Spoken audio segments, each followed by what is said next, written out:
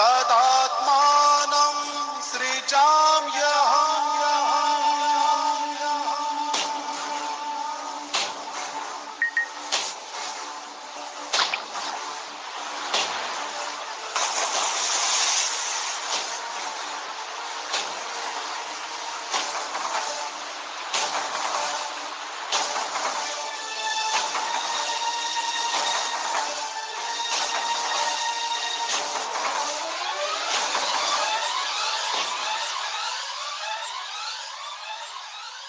यदा यदा हि धर्मस्य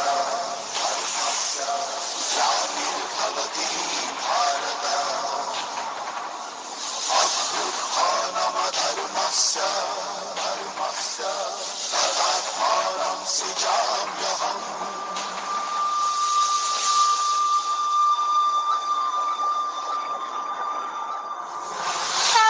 परित्राणाय साधूनां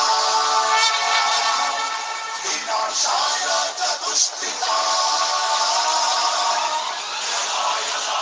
धर्मस्य ग्लानिर्भवति भारत अभ्युत्थानमधर्मस्य तदात्मानं सृजाम्यहम्। परित्राणाय साधूनां विनाशाय च दुष्कृताम्।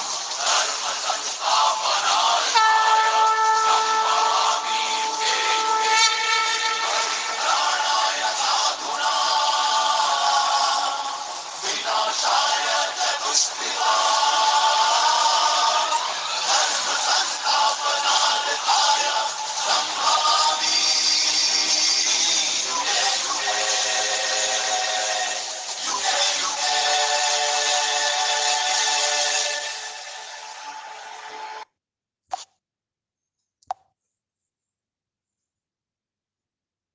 अस्सलाम वालेकुम व रहमतुल्लाहि व बरकातुहू to all dear group members of pure discussion group. आज हम इस्तकबाल करते हैं पाकिस्तान की मायनाज शख्सियत मोहतरमा बिस्मा नौरीन मैम का।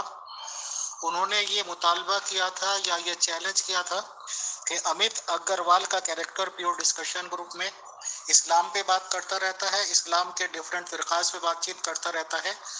बट उन्होंने यह कहा था कि उनका कहना यह है कि वो बहुत करारे सवाल करेंगी कि हिंदू मजहब के बारे में और हिंदू रिलीजन के बारे में या जो भी कुछ कहा जाए। तो हमने उनका ये चैलेंज बखुशी कबूल किया।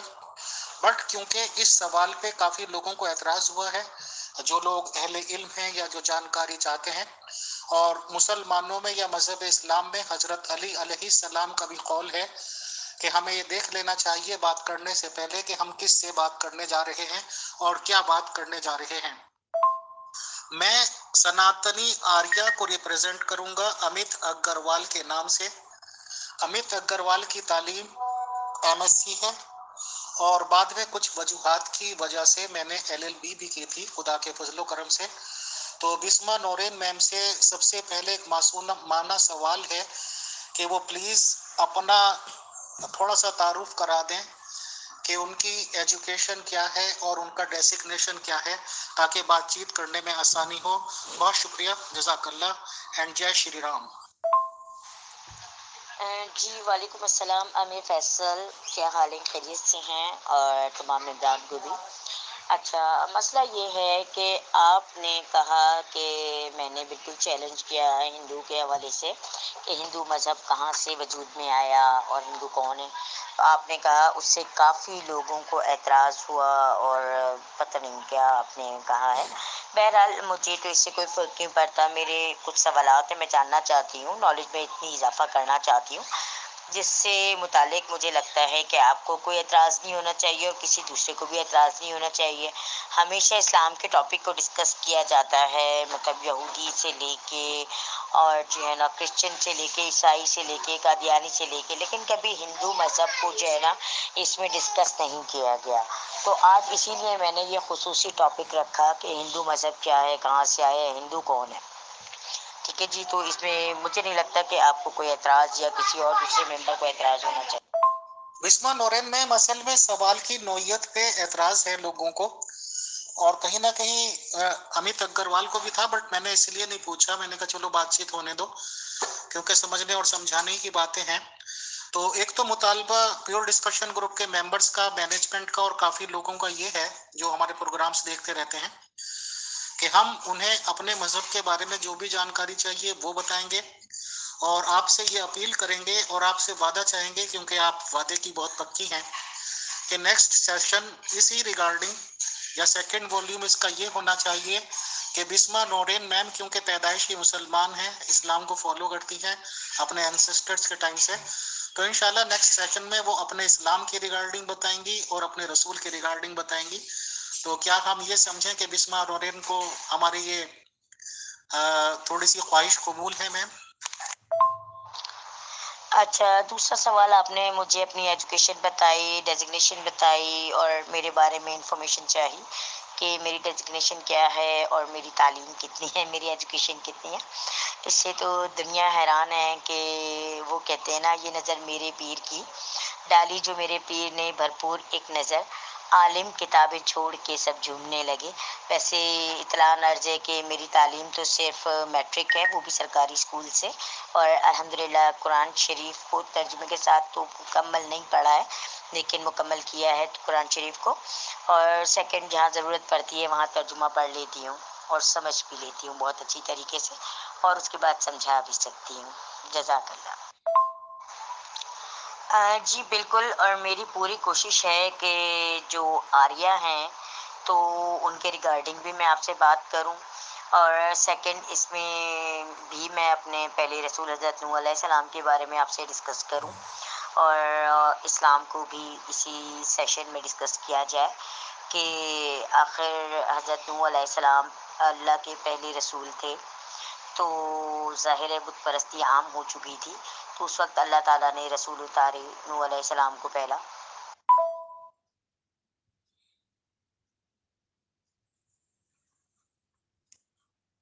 जी बिस्मा नोरेन मैम, वेलकम आपका। आपने हिंदुइज्म या हिंदू मजहब के रिगार्डिंग टॉपिक रखा है, तो इस रिगार्डिंग आप पहला सवाल करें मैम। Thank you.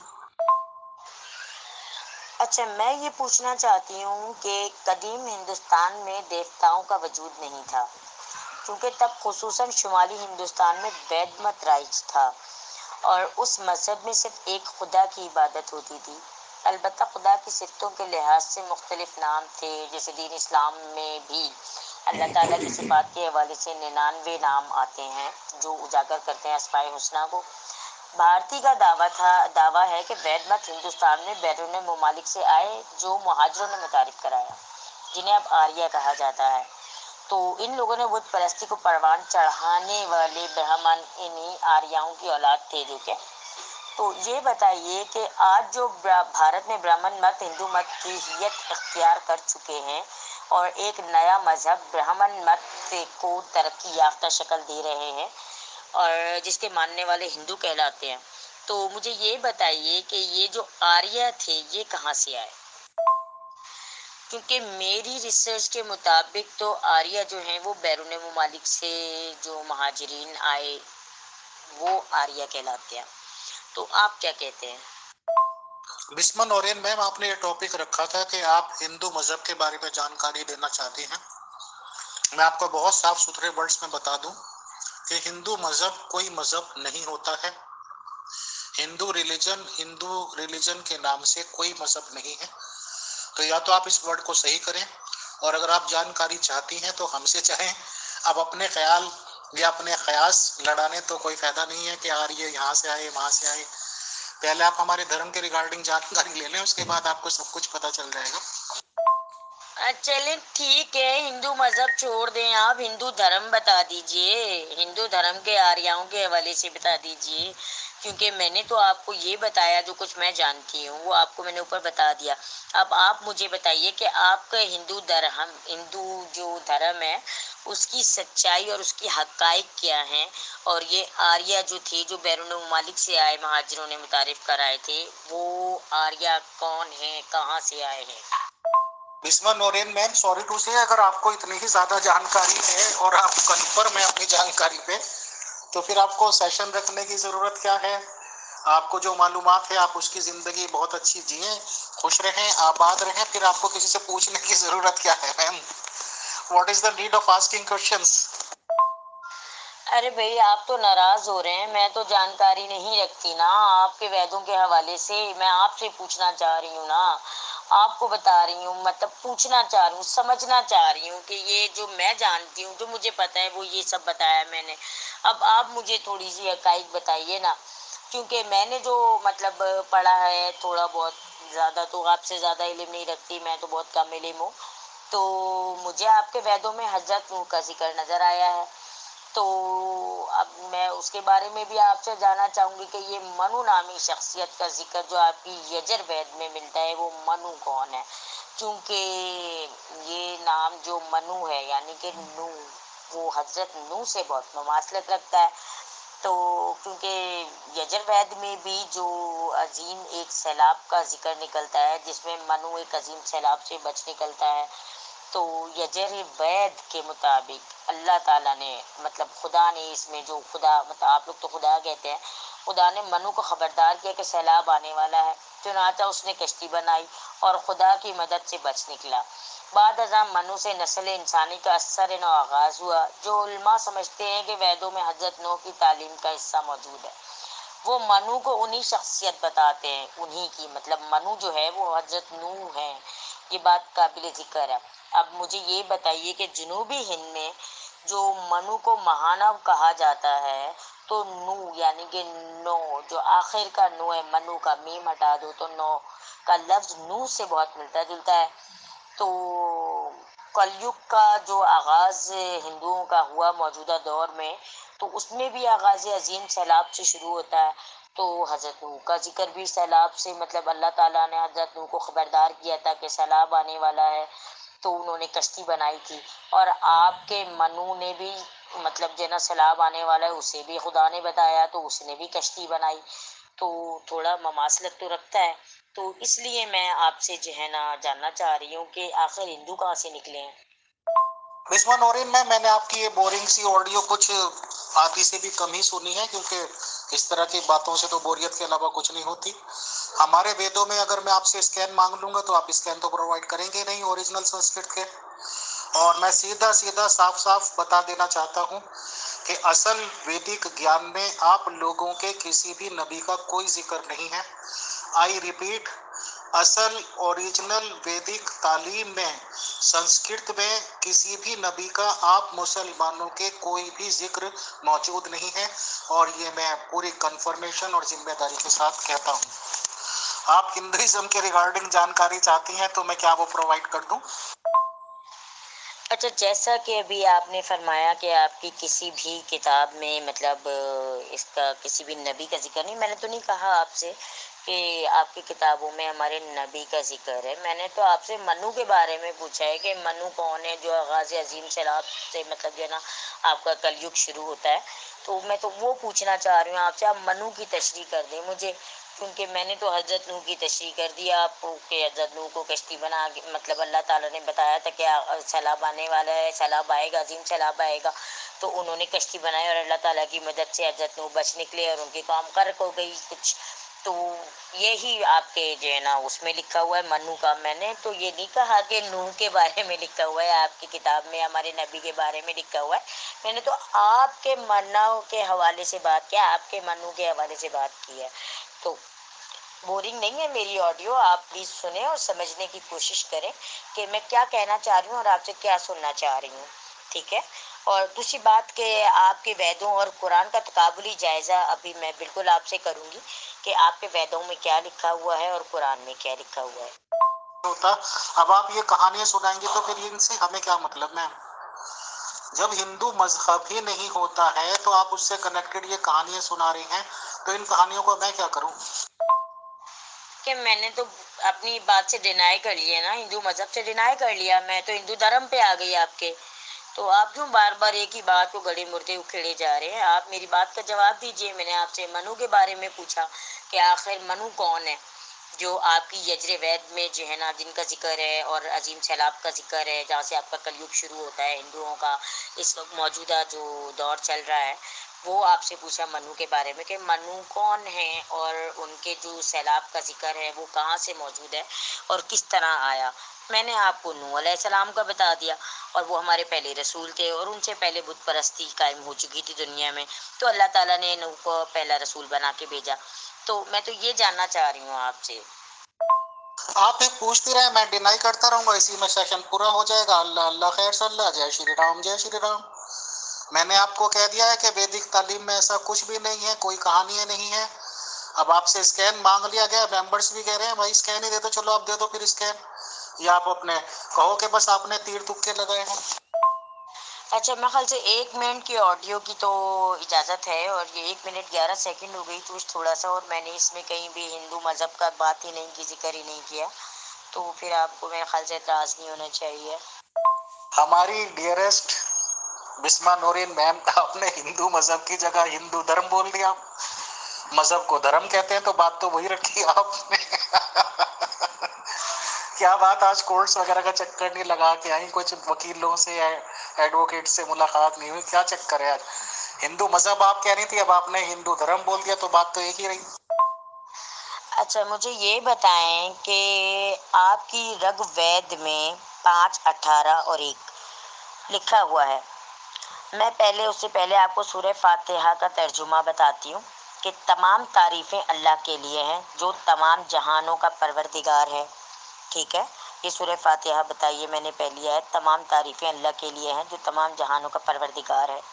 अब आपकी ऋग्वेद का 1, 81 और 5 का बताती हूँ कि वहाँ ऋग्वेद में लिखा हुआ है, इस दुनिया के बनाने वाले के लिए तारीफ़ है, यानी कि इन दोनों में ममासलत है। ये मैं अपना तज्जिया दे रही हूँ आपको, मैं ये नहीं बात कह रही कि किसी का स्क्रीनशॉट और किसी ने इसमें कह दिया कि जो है ना ये ममासलत रखती हैं।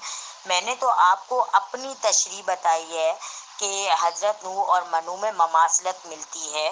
तो मुझे बताएं कि आपके मनु में जो यजुर्वेद में मनु का जिक्र है, तो उसमें जो अजीम सैलाब का जिक्र है, और यजुर्वेद और कश्ती बनाने का, मतलब यजुर्वेद में जिक्र है मनु का और कश्ती बनाने का, और खुदा ने उसको बताया तो अजीम सैलाब के हवाले से, और यही हज़रत नूह के लिए भी ऐसा ही कुरान में अल्लाह ताला ने फरमाया है, तो उन्हें भी अल्लाह ताला ने कहा।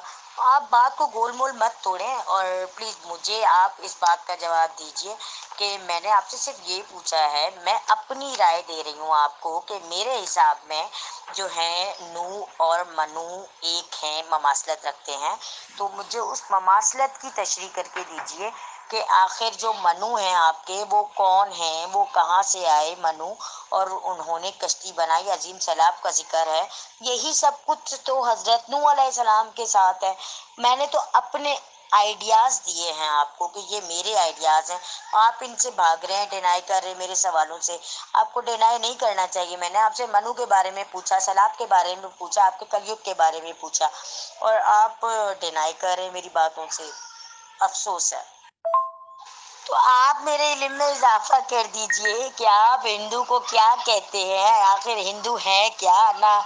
मज़हब से तो उनका ताल्लुक है नहीं, आप लोग हिंदू धर्म कहते हैं। अब मैंने आपका धर्म मान लिया कि चले हिंदू धर्म है, तो अब आप उससे बिड़नाई कर रहे हैं, मजाक में उड़ा रहे हैं। यार, मेरी बातों को आप संजीदा टॉपिक में ले ही नहीं रहे, जबकि मैं बराबर आपसे मनु के बारे में पूछना चाह रही हूँ। अगर आप इन्फॉर्मेशन इस हवाले से मुझे नहीं दे सकते तो प्लीज़ इस तरह तो ना करें ना प्लीज़, मेरे इतने संजीदा टॉपिक को, जिसको मैं कुरेदना चाहती हूँ, समझना चाहती हूँ कि आखिर हिंदुइज्म कहाँ से वजूद में आया, कब शुरू हुआ। तो सबसे पहले आपके यहाँ मनु का जिक्र मिलता है, मैं तो उस मनु के बारे में जानना चाहती हूँ कि आप मुझे बताएं वो मनु कहाँ से आए, कौन थे वो मनु। जी बिल्कुल, मैं आपके वेदों के हवाले से ही बात कर रही हूँ कि आपके वेदों ने जो ये सब लिखा है वो सब रब्बुल आलमीन के हवाले से ही लिखा हुआ है, यानी कि उन्होंने भी आपको तौहीद का ही सबक दिया है। इन हिंदुओं को उन्होंने तौहीद का सबक दिया, जिससे आपके जो मतलब सीना बसीना चलता आया, जो पंडित ब्राह्मण पंडितों ने उसको आम आवाम, आम हिंदू से दूर रखा, और इनको अपनी मतलब जो है ना खराफात बना के पेश करते रहे, ताकि चढ़ावे चढ़ाए जाते रहें और लोग गुमराह होते रहें और हिंदू मत का बोलबाला और चर्चा होता रहे। अच्छा, सेकंड आपकी ऋग्वेद है 1, 34 और 3 आयत। मैं सूरह फातिहा की दूसरी आयत पढ़ रही हूँ जो रहमान और रहीम है। सूरह फातिहा की दूसरी आयत है जो रहमान और रहीम है। और इसी तरह आपकी ऋग्वेद की 1:34 और 3 है, जो देने वाला और रहीम है। यहाँ आपकी ऋग्वेद में भी ममासलत है बहुत ज़्यादा कुरान पाक की सूरह फातिहा की आयत से।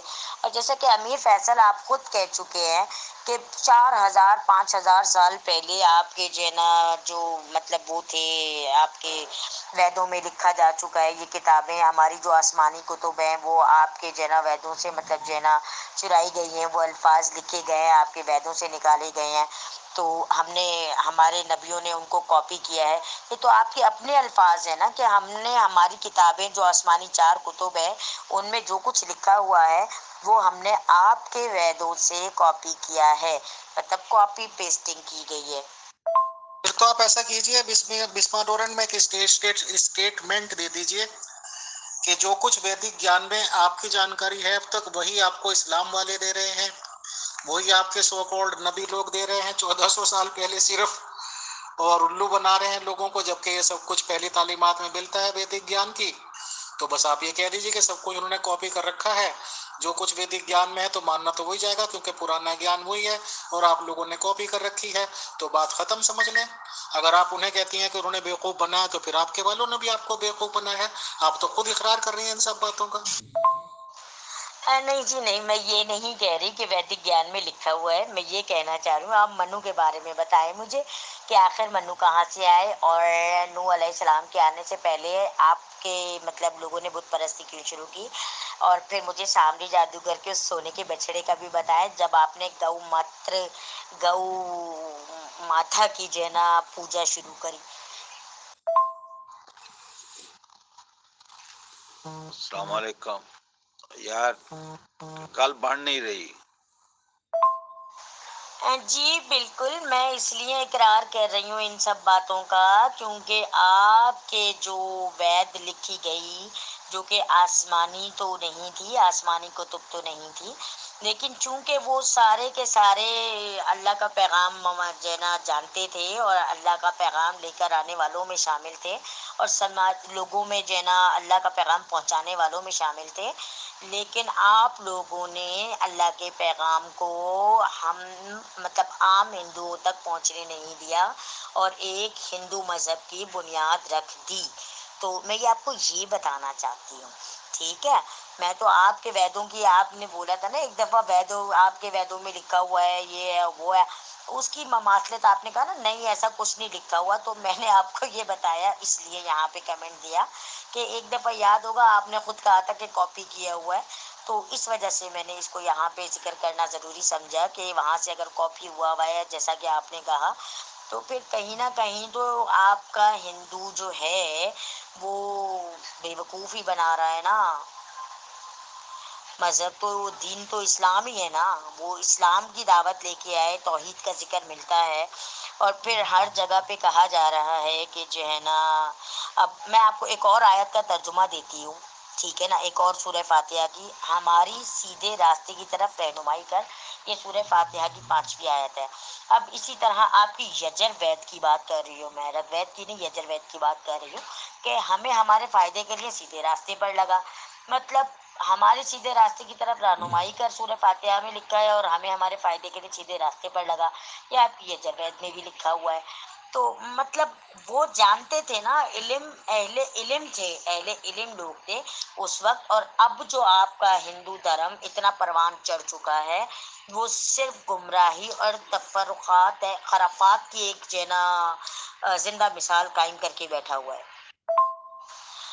गल तो बिल्कुल बन रही है, गल बनाने वाले बनाना चाहें तो गल तो सब समझ आ रही है, लेकिन मेरे सवालों के जवाब देने के लिए नहीं है कि आखिर हम जवाब क्या दें।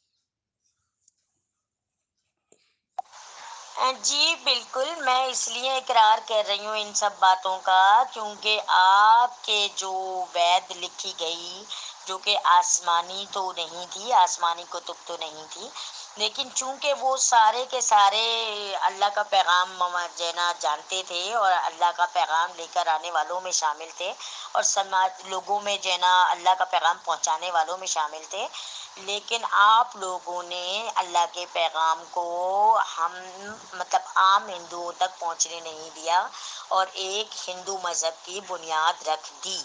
तो मैं ये आपको ये बताना चाहती हूँ, ठीक है। मैं तो आपके वेदों की, आपने बोला था ना एक दफ़ा वेदों, आपके वेदों में लिखा हुआ है ये है वो है, उसकी ममासलत आपने कहा ना नहीं ऐसा कुछ नहीं लिखा हुआ, तो मैंने आपको ये बताया इसलिए यहाँ पे कमेंट दिया कि एक दफ़ा याद होगा आपने खुद कहा था कि कॉपी किया हुआ है, तो इस वजह से मैंने इसको यहाँ पे जिक्र करना ज़रूरी समझा कि वहाँ से अगर कॉपी हुआ हुआ है जैसा कि आपने कहा, तो फिर कहीं ना कहीं तो आपका हिंदू जो है वो बेवकूफ़ ही बना रहा है ना।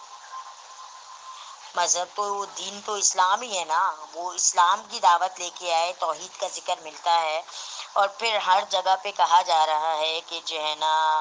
अब मैं आपको एक और आयत का तर्जुमा देती हूँ, ठीक है ना, एक और सूरह फातिहा की, हमारी सीधे रास्ते की तरफ रहनुमाई कर, ये सूरह फातिहा की 5वीं आयत है। अब इसी तरह आपकी यजुर्वेद की बात कर रही हूँ मैं, ऋग्वेद की नहीं, यजुर्वेद की बात कर रही हूँ कि हमें हमारे फ़ायदे के लिए सीधे रास्ते पर लगा, मतलब हमारे सीधे रास्ते की तरफ रहनुमाई कर सूरह फातिहा में लिखा है और हमें हमारे फ़ायदे के लिए सीधे रास्ते पर लगा, ये आपकी यजुर्वेद में भी लिखा हुआ है। तो मतलब वो जानते थे ना, इल्म अहले इल्म थे, अहले इल्म लोग थे उस वक्त, और अब जो आपका हिंदू धर्म इतना परवान चढ़ चुका है वो सिर्फ गुमराही और तफरुखात है, खराफात की एक जना जिंदा मिसाल कायम करके बैठा हुआ है। गल तो बिल्कुल बन रही है, गल बनाने वाले बनाना चाहें तो गल तो सब समझ आ रही है, लेकिन मेरे सवालों के जवाब देने के लिए नहीं है कि आखिर हम जवाब क्या दें। प्रोग्राम होता है उसका एक Bisma Noorin ma'am and all dear group members of pure discussion group, हमारा हर एक इल्मी सेशन का जो प्रोग्राम होता है उसका एक ही मकसद होता है कि स्प्रेडिंग ऑफ नॉलेज। हम कोई भी प्रोग्राम किसी भी ऐसी वजहत से नहीं करने के खुदा नखास्ता किसी की इंसल्ट करनी हो, किसी को ऊंचा नीचा दिखाना हो, क्योंकि हिंदू मजहब के रिगार्डिंग जानकारी चाहिए थी बिस्मा नूरिन मैम ने, और ये तो हमें पहले से पता था कि हिंदू मजहब कोई मजहब नहीं होता है, और बिस्मा नूरिन मैम को जरूर कुछ एक दो चार मिसगाइड करने वाले मिल रहे हैं।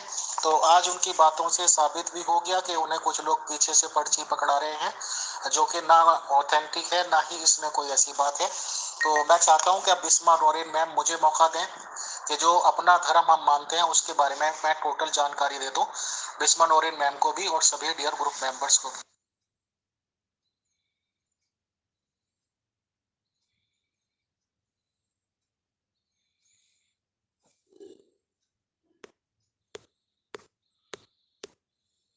बुनियादी मुकद्दस मतून जिसे वेद के नाम, देखिए हिंदू मत की होली किताबें हैं, एक मुकद्दस किताब के बरक्स हिंदू मुतअद्दिद मुकद्दस तहरीरों को कदर करते हैं, ठीक है जी। बुनियादी मुकद्दस मतून जिसे वेद के नाम से आप लोग जानते हैं तकरीबन 1500 बीसी पर मुश्तमिल थे। अब आयात और जो का ये मजमुआ संस्कृत में लिखा गया था और इसमें कदीम सुन्नतों और मशाइखों की तरफ से मौसूला इंकशाफात भी शामिल हैं। अब वेद से बना हुआ जो है वो ऋग्वेद है, सामवेद है, यजुर्वेद है, अथर्ववेद है। हिंदुओं का मानना है कि वेद हर वक्त अबूर करते हैं और उनका आगाज या अख्ताम नहीं होता है। हिंदू मजहब में उपनिषद और भगवद गीता, 18 पुराण और रामायण और महाभारत को भी अहम तसव्वुफ समझा जाता है, नसूस समझा जाता है, सॉरी। तो मुझे आप सिर्फ हिंदू मत की इब्तिदा बता दीजिए, मैं भले पागल हूँ, अनपढ़ हूँ और जाहिल भी हूँ, ठीक है, इट्स ओके, डजंट मैटर, मानती हूँ मैं अनपढ़ हूँ, जाहिल हूँ, लेकिन मैंने आपसे जो सवाल किए मुझे एक भी आपकी वॉइस में मेरे सवाल का जवाब नहीं मिला। मैंने सिर्फ आपसे पूछा आप मुझे मनु की दास्तान सुनाइए कि आखिर ये मनु कौन है और मनु कहाँ से आया और मनु को खुदा ने, कौन सा खुदा था वो जिसने मनु को कश्ती बनाने का हुक्म दिया और मनु को बताया कि सैलाब आने वाला है और मनु अजीम सैलाब से बच निकलने के लिए कश्ती तैयार की और वो कश्ती से जेना निकल गया। मैं आपसे मनु के बारे में पूछ रही हूँ और आप मुझे रामलीला सुना रहे हैं अपनी। असल मजहबी सनातन धर्म होता है और सनातन आदि काल से मौजूद है। आदि काल मीन्स इसका कोई भी था नहीं पा सकता। लाखों वर्ष पुराना ये मजहब है। सनातन का मतलब सदा रहने दे वाला, सदा ही रहने वाला, सदा कायम रहने वाला मजहब है। सनातन धर्म भी बुनियादी तालीम एक ही खुदा की देता है, यानी कि जिसको हम ईश्वर कहते हैं, परमेश्वर कहते हैं, सर्वशक्तिमान कहते हैं, या ये कहते हैं कि वही सुप्रीम पावर है, उसे भी सनातन धर्म एक ही तौहीद मानते हैं जिसका कोई आकार नहीं होता, जो कि निराकार होता है। और उसे एक शब्द नारायण का भी दे रखा है। Narayan means supreme power, supreme खुदा, जिसका कोई भी रूप नहीं, हाथ पैर नहीं, जैसा कि खुदा या अल्लाह का तस्वुर बताते हैं बाइबल और कुरान में। नारायण के साथ 3 इंपॉर्टेंट काम करने वालों को बताया गया है। एक को ब्रह्मा का नाम दिया गया है, एक विष्णु और एक महेश जी। ब्रह्मा जी जिम्मेदार हैं सृष्टि की उत्पत्ति के, यानी कि जो रूहें आएंगी या जो भी कुछ दुनिया में आता है उसकी पैदाइश की जाती है, उसके लिए ब्रह्मा जिम्मेदार हैं। विष्णु है पालन पोषण के लिए, यानी कि जब बच्चा हो जाता है तो उसकी जो तरबियत है, तरबियत के साथ खाना पीना, जिसको के पालना पोसना कहते हैं उर्दू में, उसके लिए विष्णु जिम्मेदार है। और जाहिर सी बात है कि हर जानदार को मौत का मजा चखना है, जो भी दुनिया में आया उसको जाना है, तो उन सब चीजों के लिए महेश जिम्मेदार हैं। और महेश का नाम दूसरा शिव भी है। अब सवाल ये भी हो सकता है कि क्या ये अलग अलग शख्सियात हैं? जी नहीं, हम ये मानते हैं कि जैसे खुदा के, अल्लाह के 99 नाम मुसलमानों ने रख रखे हैं, तो इसी तरह से ये एक ही व्यक्ति के 3 रूप हैं। जैसे कि अगर अमीर फैसल है तो वो अमीर फैसल तो है, बट अपनी माँ का जगह अगर नाम लेंगे तो मैं माँ का बेटा हूँ, बहन का भाई हो सकता हूँ, बीवी का शौहर हो सकता हूँ, बट मैं अमीर फैसल ही हूँ। इसी तरह से है कि एक आदमी का अलग अलग रुतबा होते हैं, बट जिम्मेदार एक ही होते हैं। और इसी तरह से मजहब इस्लाम में मुसलमानों को 3-4 नाम बता दिए गए। इजराइल अलैहिस्सलाम के जी वो मौत के लिए जिम्मेदार हैं, जिब्राइल अलैहिस्सलाम के जी वो खुदा की वही लाते हैं, एक्सेट्रा एक्सेट्रा। सनातन धर्म में ये मान्यता है कि 4 युग हैं। सबसे पहले सत्य युग था, यानी कि सच्चाई और अमन व अमान का बोलबाला था। और उस वक्त ये तक माना जाता है कि शुरुआत में जो आदमियों को जिंदगी दी जाती थी वो 1 लाख साल तक की पॉसिबल थी। उसके बाद त्रेता युग आता है, जिसमें कि एक 0 हटा दीजिए, 10,000 साल तक की जिंदगी होती थी। फिर द्वापर युग आता है, जिसमें कि 1000 साल तक आयु मानते हैं। और अब कलयुग आया और कलयुग का दौरा चल रहा है। कलयुग हम लोग जब से मानते हैं, जब से कृष्णा जी दुनिया में आए थे धरती पे, वो लगभग 5,500 साल पुरानी बात हो गई है। और जैसे ही वो यहाँ से गए हैं तो उसी वक्त से कलयुग की शुरुआत हो गई है। और ये 3 लाख से भी ज्यादा ऊपर सालों तक चलना है, कलयुग की इतनी ज्यादा है। अब सवाल ये है कि टीचिंग्स क्या हैं सनातन धर्म की। सनातन धर्म की बेसिक तालीमात या बेसिक टीचिंग्स क्या है, वो हम आपको बताते हैं। सनातन धर्म consists of virtues such as honesty, refraining from injuring living beings, purity, goodwill, mercy, patience, forbearance, self-restraint, generosity and asceticism। Hindi में बोल देता हूँ उर्दू के वर्ड्स मिला के, ताकि लोगों की समझ में आ जाए कि सनातन धर्म की बेसिक तालीमात ये हैं कि ईमानदारी नंबर 1, किसी भी जानदार को जख्मी तक भी ना करना, मारना तो बहुत दूर की बात, जख्मी तक ना करना। पाक दामनी यानी कि पवित्रता बरकरार रखना, अच्छी ही बातों की हमेशा ख्वाहिशात रखना, दया भाव रखना यानी कि रहम सिला रहमी का हिसाब किताब रखना, सब्र जब्त रखना जिसको पेशेंस कहते हैं। और आप लोगों के यहाँ इन्नल्लाह मास साबिरीन भी लिखा गया। दूसरों को माफ कर देना पॉलिसी, हमेशा दूसरों को माफ करने की पॉलिसी रखनी चाहिए। और अपने जिस्म, अपनी सोल पर टोटली कंट्रोल करने की कोशिश की जानी चाहिए। ये बुनियादी तालीमात हैं सनातन धर्म। सनातन धर्म की टीचिंग्स हमने आपको बता दी हैं। और सनातन धर्म में भी हम लोग ये मानते हैं कि सनातन धर्म के 5 पिलर्स हैं, या 5 पिलर्स ऑफ सनातन धर्म। वो है सबसे पहला नॉलेज, यानी कि इल्म हासिल करना, ज्ञान हासिल करना। फिर है पेशेंस, यानी कि सब्र रखना। फिर है जस्टिस, यानी कि इंसाफ कायम रखना, न्याय रखना, न्याय प्रिय रहना। लव एंड डेडिकेशन, प्यार और समर्पण, स्टार्टिंग ऑफ धर्मा यानी कि वैराग्य और व्रत आदि रखना। लव एंड डेडिकेशन मीन्स प्यार और समर्पण, यानी कि जैसे कि प्यार तो हर एक रिश्ते में होता है, माँ का बेटे से होता है, बहन का भाई से होता है, उसका फिर अपनी औलाद से होता है, पति का पत्नी से होता है, और जो भी प्यार हो उसमें डेडिकेशन होना चाहिए, यानी कि समर्पण होना चाहिए, पूरी तरह से ये भावपूर्ण रखना चाहिए। ये सनातन धर्म क्या है, सनातन धर्म की बेसिक टीचिंग्स और सनातन धर्म के 5 प्रिंसिपल्स ऑफ सनातन धर्म हमने बता दिए हैं। और यही बताने की बात थी बिस्मा नोरेन मैम को। बिस्मा नोरेन मैम की मैं गलती नहीं मानता, उन्हें बिल्कुल भी जो कुछ बताया गया वो एक लंबी बातें हैं। अब अगर चाहेंगे बिस्मा नोरेन मैम अगला सेशन रख लेंगे कि मजहब इस्लाम क्या है और उनके रसूल क्या हैं। धन्यवाद, नमस्कार। ओम भूर्भुवस्वः तत्सवितुर्वरेण्यं भर्गो देवस्य धीमहि धियो यो नः प्रचोदयात्।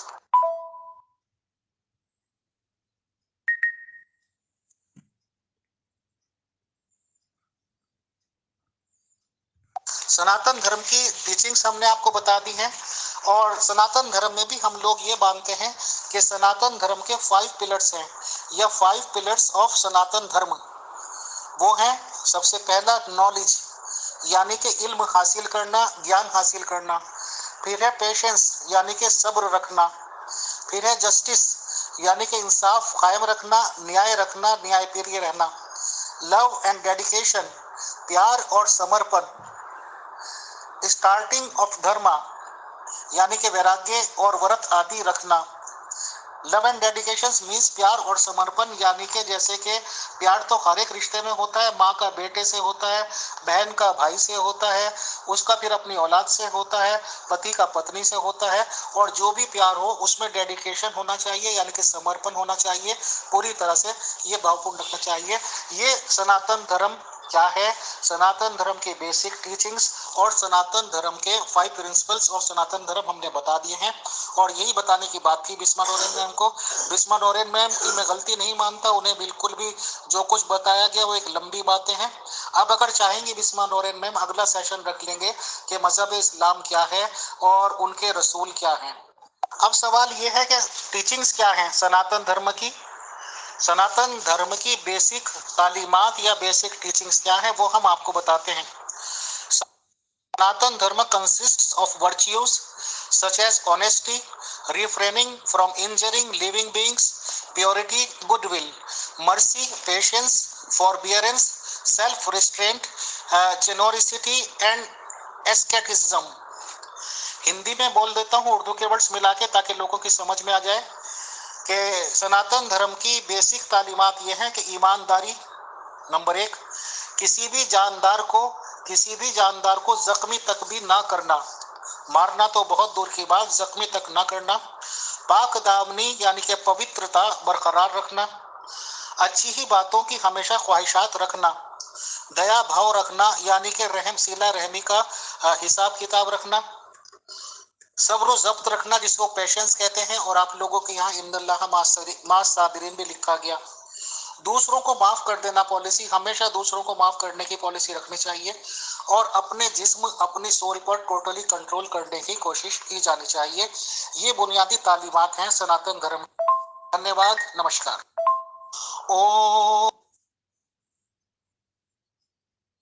ओम भूर्भुवस्वः तत्सवितुर्वरेण्यं